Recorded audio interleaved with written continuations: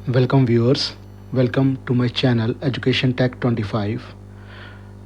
आज हम एक नया वीडियो लेके आए हैं जो एक बेसिक इलेक्ट्रिकल इंजीनियरिंग का एक पार्ट है। टॉपिक है आज का एसी सर्किट्स, साइनोसॉइडल वेवफॉर्म्स। अब जैसे कि हमने पिछली वीडियोस में हमने देखा कि जो सर्किट है वो डीसी सर्किट थे, वो डायरेक्ट करंट पे हम सोर्स क्या था, एक डायरेक्ट करंट सोर्स था। अब हम जो डिस्कस करेंगे वो है alternating current circuits, AC circuits. अब क्योंकि ये एसी सर्किट है और इसमें हम एसी अल्टरनेटिंग करंट यूज़ करेंगे तो सबसे कॉमन फॉर्म है साइनोसॉइडल वेव फॉर्म। अब ये साइनोसॉइडल क्यों बोला गया है? ये साइन वेव फॉर्म भी हो सकती है, एक कोसाइन वेव फॉर्म भी हो सकती है। तो हम इसको अब शुरू करते हैं। सबसे पहले हमें देखना है कि एक साइनोसॉइडल वेव फॉर्म में क्या क्या पैरामीटर्स हैं, क्या क्या करैक्टरिस्टिक्स हैं और वो किस तरह की दिखती है। तो साइनोसॉइडल वेव फॉर्म जो है, आप देखो कि कुछ इस तरह की दिखती है जो आप वीडियो में देख रहे हैं। अब इसमें हमें बहुत चीज़ों का ध्यान रखना पड़ता है कि हमारे पास कुछ पैरामीटर्स हैं। जब हम इसको यूज़ करेंगे आगे जाके वेव फॉर्म को, तो उन पैरामीटर्स के अकॉर्डिंगली हमें इसको देखना पड़ेगा कि उसकी वैल्यू कितनी है। तो पहले तो हम देखते हैं कि इसका एक पीरियोडिक टाइम, जिसको बोलते हैं हम T, basically capital T. Periodic time क्या होता है? पीरियोडिक टाइम ये होता है कि कितने इंटरवल के बाद वो वेव फॉर्म रिपीट करती है। अब देखो यहाँ पे अगर आप देखो तो इसमें कैपिटल टी जो है वो पीरियोडिक टाइम है, मतलब इस टाइम के बाद सेम वेव फॉर्म आगे चलेगी। आगे टी के लिए एक बनेगी, उसकी फर्दर टी के लिए एक बनेगी और फर्दर उसके लिए टी के लिए एक बनेगी। तो ये हो गई हमारे पास एक इसका पीरियोडिक टाइम, यानी इसका टाइम जिसको बोलते हैं हम। अब आपने फिज़िक्स में पढ़ा होगा कि टाइम जो है, टाइम, इस टाइम के अकॉर्डिंगली हम frequency of the sinusoidal wave form निकाल सकते हैं। सिंपली क्या होता है, 1/t। अब इसको अगर आप देखो, एम्पलीट्यूड का पैनल देखिए लेफ़्ट साइड पे, तो हमारे पास एक +1 है, एक -1 है। यानी ये इसकी जो वैल्यू है, मैक्सिमम वैल्यू +1 है और जो नेगेटिव वैल्यू, मिनिमम वैल्यू है वो -1 है। यानी ये वेव फॉर्म +1 और -1 के बीच में जो है इसकी वैल्यू रहेगी at any instant of time. तो ये हो गया हमारा कि इसका एम्पलीट्यूड, मैक्सिमम एम्पलीट्यूड कितना हो गया 1, और मिनिमम एम्पलीट्यूड +1 मैक्सिमम है और -1 क्या है, वो मिनिमम है। अदरवाइज अगर एम्पलीट्यूड देखेंगे तो सिंपली 1 है ऑन बोथ साइड्स। अब इसकी जो वैल्यूज़ हैं हमें आगे जाके यूज़ करेंगे, उसमें से बहुत कॉमन वैल्यू होती है जिसको हम बोलते हैं आरएमएस वैल्यू। आरएमएस वैल्यू क्या है बेसिकली, वो आगे हम उसकी डेफिनेशन करेंगे, पर यहाँ पे हम सिर्फ ये देखते हैं कि आरएमएस वैल्यू को हम इस वेव फॉर्म से कैसे कैलकुलेट करते हैं। वो क्या है, अगर आप देखिए, A R M S is equal to A max into 0.707। तो अगर हम मैक्सिमम वैल्यू को मल्टीप्लाई कर दें 0.707 से इस वेव फॉर्म के लिए, तो वो हमारी वैल्यू आ जाएगी R M S value. Similarly average value कितनी होगी हमारे पास, वो होगी A average is equal to A max into 0.636। तो इसकी एवरेज वैल्यू कितनी है, वो है ए मैक्स इंटू 0.636। क्योंकि यहाँ पे हम 1 ले रहे हैं ए मैक्स को, तो हम कह सकते हैं कि A R M S is equal to 0.707 और A average is equal to 0.636। अब मैथमेटिकली इसको रिप्रेजेंट कैसे करते हैं। अब वेव फॉर्म में आप देखो एक एरो लगा हुआ है, उसमें आप ध्यान से देखो तो at any interval of time A T, यानी टाइम डिपेंडेंट वेरिएबल है, ये क्या है, is equal to A M into sine omega T. अब यहाँ पे जो है at any interval of time एक टी की वैल्यू पुट करेंगे तो हमारे पास एक उसकी वैल्यू हो जाएगी जिसको हम बोलते हैं इंस्टेंटेनियस वैल्यू। क्या बोलते हैं? Instantaneous value. यानी किसी भी पॉइंट पे अगर हमने इसकी वैल्यू को फाइंड आउट करना है तो हमें उसमें t की वैल्यू को सब्स्टिट्यूट करना होगा। अब t जो है अगर आप देखो t की वैल्यू क्या होगी, एक पर्टिकुलर वैल्यू होगी, और उसके बाद इस यहाँ पे देखो आप साइन ओमेगा टी है। ओमेगा क्या है, इसको हम बोलते हैं रेडियन। फाइन, तो यहाँ पे इसको ज़ीरो एम्पलीट्यूड पे जो लाइन है उसके हम ड्रॉ करते हैं एक्स एक्सिस पे। ये देखिए ये है पहला जो शुरू होती है ज़ीरो से, एम्पलीट्यूड राइज करता है टुवर्ड्स 1। 1 कहाँ पे राइज हो रहा है, एट π/2, यानी हम 90 डिग्री पे इसको, ये वैल्यू इसकी मैक्सिमम वैल्यू है जो हमें अचीव हो रही है। फर्दर वैल्यू फॉल करनी शुरू करती है और ज़ीरो वैल्यू को क्रॉस करती है एट 180 डिग्री, और जिसको हम बोलते हैं पाई रेडियन। फर्दर अब ये वैल्यू रिड्यूस हो रही है और 270 डिग्री पे जाकर इसकी वैल्यू मिनिमम हो जाती है, जिसको हम बोलते हैं -1। Further it rises to zero at 2 pi. तो ये साइकिल चलता रहता है। तो एक ये हर टी टाइम के बाद ये रिपीट होता रहता है। तो ये हो गया हमारा जो है, उस वैल्यू को सब्स्टिट्यूट करके किसी भी इंस्टेंट पे हम इसकी वैल्यू को निकाल सकते हैं। यानी t की वैल्यू सब्स्टिट्यूट कीजिए, ओमेगा की वैल्यू सब्स्टिट्यूट कीजिए, and you get the value of instantaneous value of the sinusoidal waveform. अब ये इसमें एक चीज़ और इम्पॉर्टेंट है कि ये एक साइनोसॉइडल फंक्शन भी हो सकता है और एक कोसाइन फंक्शन भी हो सकता है। सिंपली डिफरेंस क्या होता है कि जब हम साइनोसॉइडल फंक्शन लेते हैं तो ये इसका जो ज़ीरो रेडियन है, ज़ीरो रेडियन से इसकी वैल्यू ज़ीरो होती है और राइज करती है टुवर्ड्स बाय π/2 और फिर रिड्यूस होती है। जबकि अगर कोसाइन फंक्शन लेते हैं तो इसकी वैल्यू मैक्सिमम होती है एट ज़ीरो। तो ये डिफरेंस है, अदरवाइज़ दोनों ही चीज़ें जो हैं वो सिमिलर हैं। और एक चीज़ इसमें हमें देखनी है, इसकी पीक वैल्यू। पीक वैल्यू कितनी है इसकी, मैक्सिमम तो हो गई 1, पीक कितनी है अगर आप देखो -1 से लेकर +1 तक, यानी ये जो वैल्यू है इज इक्वल टू 2 होगी जब हम पीक वैल्यू की बात करेंगे। तो इस वेव फॉर्म की पीक वैल्यू है 2, मैक्सिमम वैल्यू है 1, आरएमएस वैल्यू है 0.707 और एवरेज वैल्यू है 0.636। और जो फंक्शन है इसको रिप्रेजेंट करने के लिए that is AT is equal to Amax into sine omega T. Hope आपको ये समझ आ गया होगा। फर्दर हम इसको मूव करते हैं। अब हम कुछ इसकी थ्योरेटिकल पार्ट को डिस्कस करते हैं। तो peak value is the defined as a maximum value that alternating current और voltage reaches in one cycle.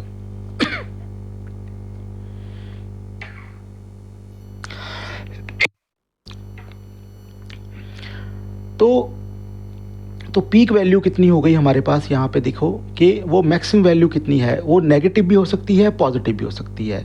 अब इस केस में तो सिमेट्री है, अब +1 थी, अगर आप इसको ध्यान से देखो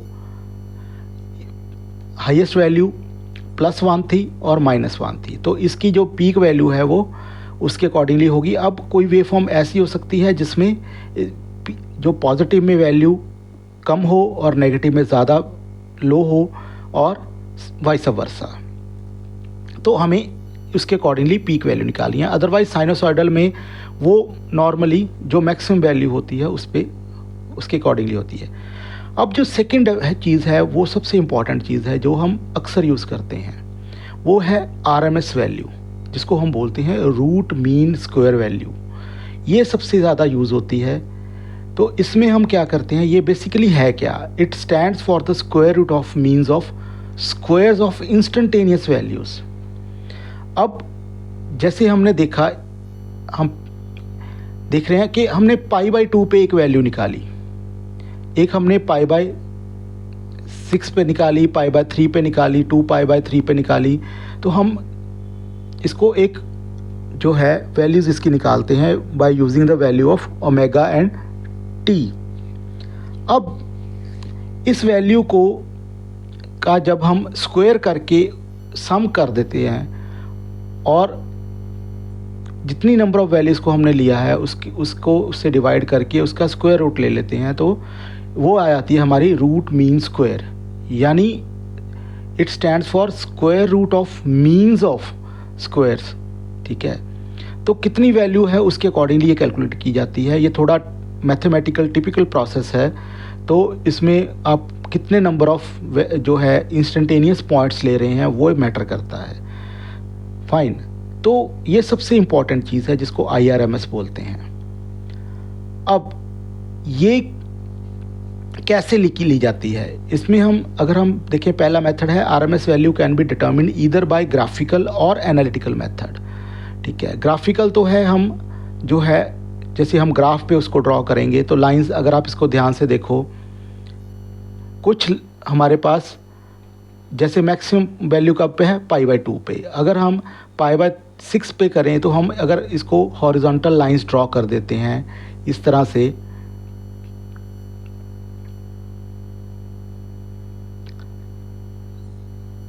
तो हमारे पास जो है वैल्यू आ जाती है ग्राफिकल और एनालिटिकल मेथड से। और सेकंड क्या है, होता क्या है ये एक्चुअली, इसकी एक और डेफिनेशन क्या है, वो है RMS value of alternating current is the steady state current, DC के इक्वलेंट होता है, which when flowing through the given register for a given amount of time produces the same amount of heat as produced by the alternating current when flowing through the same resistance for the same time. यानी ये एक तरह की हम इसको बोल देते हैं कि DC वैल्यू है, जो RMS वैल्यू है वो DC वैल्यू है अल्टरनेटिंग करंट की, जो कि same amount of heat produce करेगी जब जो है वो उतना ही DC करंट फ्लो करे उस रजिस्टर के थ्रू एक टाइम के लिए, और उतनी ही ये अल्टरनेटिंग करंट फ्लो करे। तो मैथमेटिकली हमने जैसे पीछे भी देखा, तो IRMS is equal to IM divide by √2, और यानी ये मल्टीप्लाई हो गया 0.707 इंटू IM। तो IRMS is a IRMS value और IM इज़ अ मैक्सिमम और पीक वैल्यू, जो उसकी पीक वैल्यू है उसके अकॉर्डिंगली ये एक मैथमेटिकल फॉर्मूला है निकालने का, क्योंकि हम उसको पॉइंट बाय पॉइंट जो है कैलकुलेट नहीं कर सकते। तो हमने एक एनालिटिकल मेथड कर दिया कि हमने अगर हम IRMS को निकालना है तो मैक्सिमम वैल्यू से मल्टीप्लाई कर दो 0.707 को। फर्दर हमारे पास है कि हम इसमें फेज़र रिप्रेजेंटेशन को देखते हैं, क्योंकि ये भी एक बहुत इम्पॉर्टेंट प्रोसेस है, क्योंकि जब हम अल्टरनेटिंग करंट को किसी कंपोनेंट पे अप्लाई करते हैं तो वोल्टेज और करंट जो हैं वो दोनों एक पॉइंट पे राइज कर सकते हैं, नहीं भी कर सकते। जैसे कि अगर हम रजिस्टर यूज़ करते हैं तो दोनों ही चीज़ें जो हैं वो जैसे जैसे राइज़ करेंगी वैसे वैसे करंट राइज़ करेगा। लेकिन क्योंकि हम यूज़ कर रहे हैं रजिस्टर्स के साथ साथ कैपेसिटर्स और इंडक्टर्स, तो उसमें क्या होता है कि उनकी एक एनर्जी स्टोरेज कैपेसिटी होती है, जैसे कि हमने पुरानी वीडियोस में देखा है।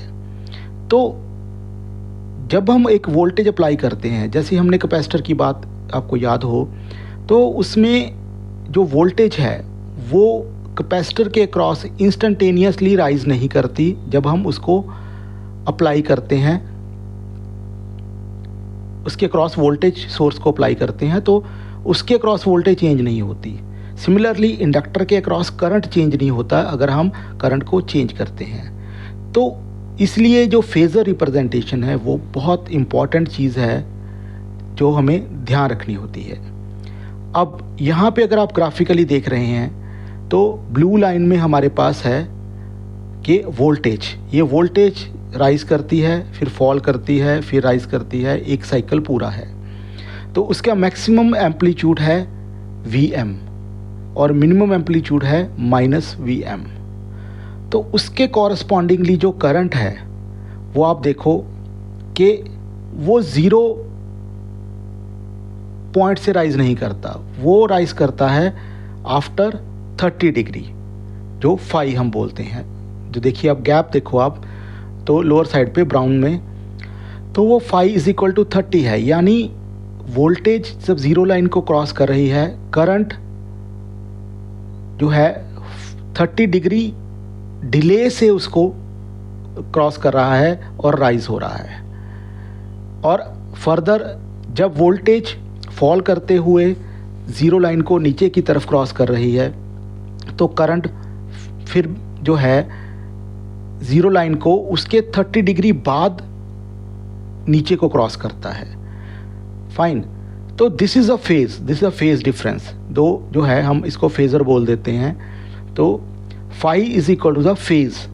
अब कितने डिग्री से जो वोल्टेज और करंट जो है ज़ीरो लाइन को क्रॉस करते हैं उसको हम बोलते हैं फेज़ डिफरेंस।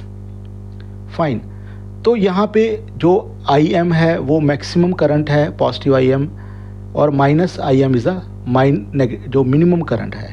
तो कहने का मतलब ये है कि जब भी हम किसी कंपोनेंट के थ्रू अल्टरनेटिंग वोल्टेज अप्लाई करेंगे तो जो उसके क्रॉस करंट है वो ज़ीरो लाइन को क्रॉस करेगा। कब करेगा? मतलब अगर वो at the same time of the voltage cross कर रहा है तो कोई फेज़ डिफरेंस नहीं है। अगर वो करंट जो है वो उससे 30 डिग्री, 40 डिग्री, 50 डिग्री जो है वो लेट ज़ीरो लाइन को क्रॉस करता है तो वो उसका बन जाता है फेज़ डिफरेंस।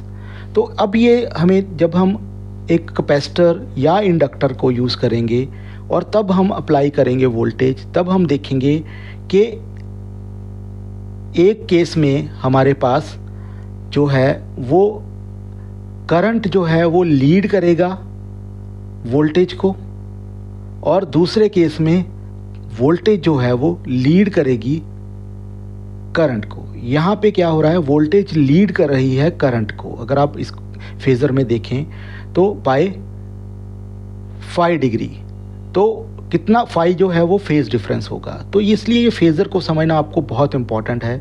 तो आपको ये ध्यान रखना है कि कितने डिले से या कितने एडवांसमेंट में वो करंट जो है वो फ्लो कर रहा है with respect to the input voltage. तो फर्दर हमारे पास जो है कुछ और इम्पॉर्टेंट टर्म्स हैं जो हमें ध्यान में रखनी होती हैं जब हम साइनोसॉइडल वेवफॉर्म्स को यूज़ करते हैं। तो इसमें हमारे पास एक टर्म आती है रियल पावर या एक्टिव पावर बोलते हैं इसको। अब हमेशा जो है जब भी हम एक पावर अप्लाई करते हैं एक साइनोसॉइडल वेवफॉर्म की शेप में, तो उसमें सारी की सारी पावर जो है वो यूज़फुल पावर नहीं होती, यानी वो काम नहीं आती। कुछ पावर हमें एक्चुएटर की तरह यूज़ करते हैं कि उसको चलाने के लिए होती है, एक्चुअल में वो कन्वर्ट नहीं होती। फाइन, तो अब ये क्या है, रियल पावर क्या होती है? Actual power, it is a portion of the electric power that performs the actual work. अब जो एक्चुअल वर्क जितनी पावर परफॉर्म करेगी उसको हम बोलते हैं रियल पावर। इसको हम डिनोट करते हैं P से ज़्यादा डिनोट करते हैं, और इसको मेज़र करते हैं W से, वाट, किलोवाट। तो आपने देखा होगा इक्विपमेंट्स में ये लिखा होता है ये इतने वाट का इक्विपमेंट है, तो वो उसकी रियल पावर लिखी होती है।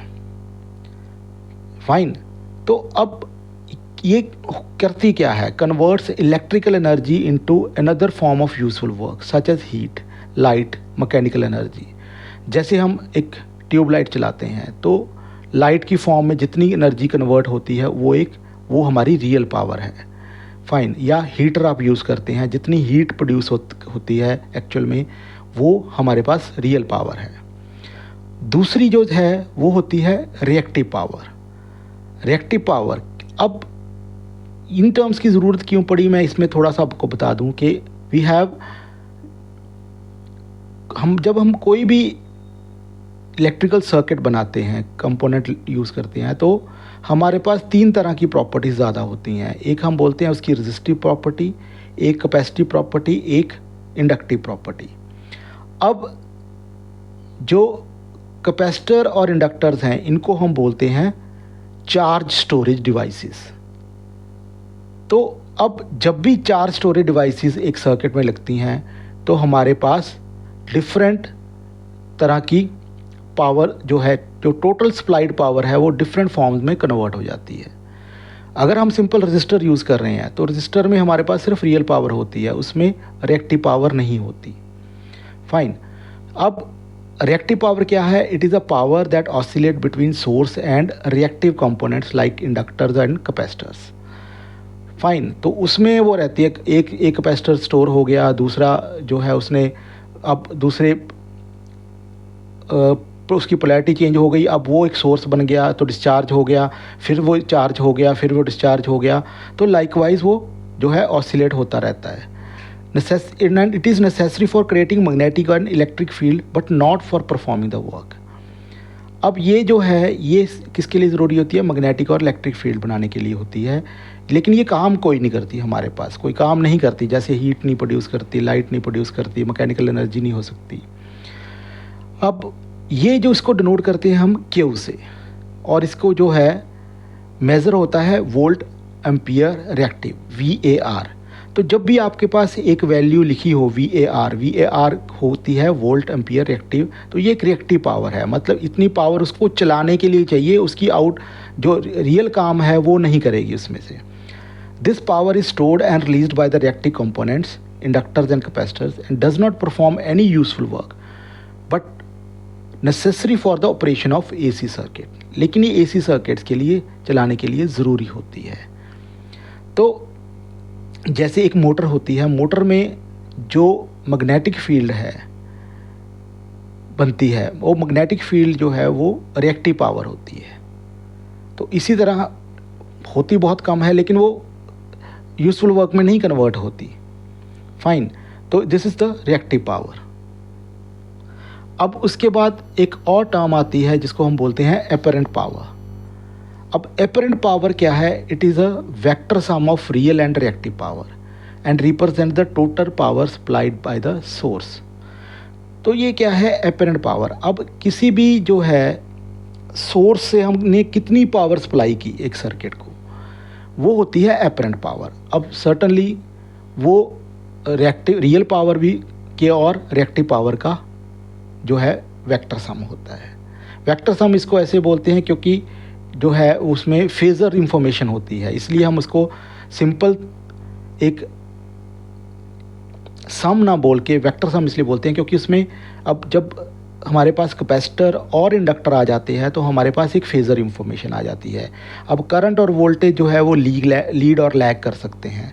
तो डिपेंडिंग अपॉन दैट एक इंस्टेंट पे कितना लीड है कितना लैग है, तो रिएक्टिव पावर होती है। इसलिए हम इसका वेक्टर सम लेते हैं, ना कि सिंपल अलजेब्रिक सम लेते हैं। इसको डोनेट करते हैं एस से और मेज़र करते हैं वोल्ट एम्पियर से। अब वही चीज़ के value represents the total power supplied by the source. अब सोर्स से कितनी पावर हमने ली, वो हमारी होती है एपरेंट पावर।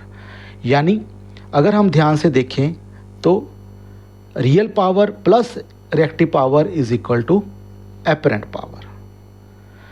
अब उसके बाद एक और फैक्टर आता है जो हमारा बहुत क्रूशियल होता है जब हम AC सर्किट को डिस्कस करते हैं यूजिंग साइनोसॉइडल वेवफॉर्म्स, वो होता है पावर फैक्टर। अब ये पावर फैक्टर क्या है? It represent the ratio of real power to the apparent power. अब रियल पावर और एपरेंट पावर का जो है रेशियो को हम बोलते हैं पावर फैक्टर। ठीक है, तो हमें पता है कि रियल पावर एपरेंट पावर से ज़्यादा तो हो नहीं सकती, तो रियल पावर हमेशा एपरेंट पावर से कम होती है। अब ये जो है, तो अगर न्यूमरेटर बड़ा है और डिनोमिनेटर छोटा है तो रेशियो 1 से बड़ी होगी। लेकिन यहाँ पे क्या है, रियल पावर कम है एपरेंट पावर से, तो हमेशा पावर फैक्टर 1 या 1 से नीचे होगा। ये हमें ध्यान रखना है क्योंकि रियल पावर कभी भी एपरेंट पावर से ज़्यादा नहीं हो सकती। ठीक है, जितना कम रियल पावर होगी एपरेंट पावर से उतना पावर फैक्टर कम होगा। यानी हम टोटल एनर्जी जितनी सप्लाई कर रहे हैं, हमारे पास यूजफुल एनर्जी उतनी कम है अगर पावर फैक्टर कम है। या हम ये कह सकते हैं कि अगर पावर फैक्टर कम है तो इसका मतलब ये है कि रिएक्टिव पावर ज़्यादा है as compare to the real power, क्योंकि अगर रियल पावर कम होगी तो एपरेंट पावर तो हमारे पास रिएक्टिव पावर बढ़ जाएगी, अगर रिएक्टिव पावर कम होगी तो रियल पावर ज़्यादा आएगी। तो जब रियल पावर ज़्यादा होगी तो पावर फैक्टर हायर होगा, जब रियल पावर कम होगी तो हमारे पास पावर फैक्टर कम होगा। तो इसको यूज़ करते हैं हम कहाँ पे? It indicates how efficiently power is used. तो अगर ये पावर फैक्टर 1 है तो हम ये कह सकते हैं कि ये मोस्ट एफिशिएंट है, यानी 100% जो पावर हमने सप्लाई की उसका 100% यूज़फुल वर्क हो रहा है। लेकिन कभी भी किसी भी सिस्टम में ये पावर फैक्टर 1 नहीं होता, ये हमेशा 1 से कम होता है। Further, a lower power factor means greater portion of total power is reactive power, मतलब विच लीड टू इनएफिशिएंसीज। तो जितनी ज़्यादा रिएक्टिव पावर होगी मतलब पावर फैक्टर उतना कम है। अगर 0.5 पावर फैक्टर है तो मतलब आधी पावर रिएक्टिव पावर है और आधी पावर रियल पावर है, तो हमारी एफिशिएंसी 50% है। तो मैथमेटिकली अगर हम इसको लिखना चाहें तो it is power factor is equal to real power, जिसको हम W से डिनोट करते हैं, डिवाइड बाय एपरेंट पावर, जिसको हम वोल्ट एम्पियर से रिप्रेजेंट करते हैं। अब एक बहुत इंटरेस्टिंग चीज़ है जो हमें इन पावर फार्मूलाज में ध्यान रखनी होती है कि एक पावर ट्रायंगल बनता है। जैसे हमने अभी डिस्कस किया था कि एक एपरेंट पावर क्या है? एक वेक्टर सम है, ठीक है। तो ये उसकी एक फॉर्मल रिप्रेजेंटेशन है। अगर आप इसको ध्यान से देखो कि पावर ट्रायंगल क्या है, हमें मैथमेटिकली ये देखा है कि real, reactive and apparent power forms a right angled triangle, ठीक है। तो जो एपरेंट पावर है वो हमेशा जो है हाइपोटेन्यूज बनाता है, फाइन। तो यहाँ पे अगर आप इसको देखो ध्यान से, ओ ए और बी एक राइट एंगल ट्रायंगल है। अब ओ ए क्या है? हम इसको बोल देते हैं, चाहे आप इसको बेस बोल दो, चाहे आप इसको परपेंडिकुलर बोल दो ट्रायंगल का, तो ये है हमारी ट्रू पावर या हमारी रियल पावर। तो बेसिकली ये क्या है? ये किलोवाट या वाट में हम इसको मेज़र करते हैं। ए बी क्या है? Reactive power, fine. अब अगर हम ट्रू पावर को बेस ले रहे हैं तो ए बी को परपेंडिकुलर ले सकते हैं, अगर ट्रू पावर को परपेंडिकुलर रहे हैं तो ए बी को बेस ले सकते हैं। तो ये क्या है? Reactive power. तो ये मेज़र होती है वोल्ट एम्पियर में, VAR रिएक्टिव। और जो हाइपोटेन्यूज है इस राइट एंगल ट्रायंगल का वो है हमारे पास एपरेंट पावर, यानी टोटल पावर जो हमने सप्लाई की है, वो हमारी मेज़र होता है वोल्ट एम्पियर में। तो ये एक रिप्रेजेंटेशन है रियल, रिएक्टिव और एपरेंट पावर को राइट एंगल ट्रायंगल की फॉर्म में रिप्रेजेंट करने के लिए। ये एक बहुत इम्पॉर्टेंट ट्रायंगल है जो हमें ध्यान में रखनी होती है कि जब भी हम एक AC सर्किट को एक पावर अप्लाई करते हैं तो उसके 2 कंपोनेंट बन जाते हैं, एक रियल पावर या ट्रू पावर बोल देते हैं और दूसरा होता है रिएक्टिव पावर, फाइन। लेकिन बहुत इम्पॉर्टेंट चीज़ ये है कि एपरेंट पावर अलजेब्रिक सम नहीं होती, ये एक वेक्टर सम होती है। जैसे कि हमने पिछली उसमें डिस्कस किया कि ये वेक्टर सम होती है क्योंकि इसमें फेज़र इन्वॉल्व होती है। तो इसके साथ ही हमारी जो बेसिक साइनोसॉइडल वेवफॉर्म्स की रिप्रेजेंटेशन है वो हम इसको एंड कर रहे हैं। अब क्योंकि हमें आगे AC सर्किट यूज़ करेंगे तो उसमें इसके बहुत सारे कंपोनेंट्स यूज़ होंगे कि उसकी रिप्रेजेंटेशन, उसका फेज़र, उसमें कितनी पावर, रियल पावर कितनी है, रिएक्टिव पावर कितनी है, तो ये सारी चीज़ें आगे डिस्कस करेंगी। तो ये एक बेसिक है फॉर AC सर्किट जो हमें आना चाहिए। होप आपको मेरी वीडियो अच्छी लगती है। अगर आपको वीडियो अच्छी लगती है तो काइंडली इसको सब्सक्राइब और लाइक कर दीजिए और शेयर ज़रूर कीजिए। अगर आपके कोई कमेंट्स हैं तो काइंडली कमेंट सेक्शन में आप मुझसे पूछ सकते हैं। Thank you.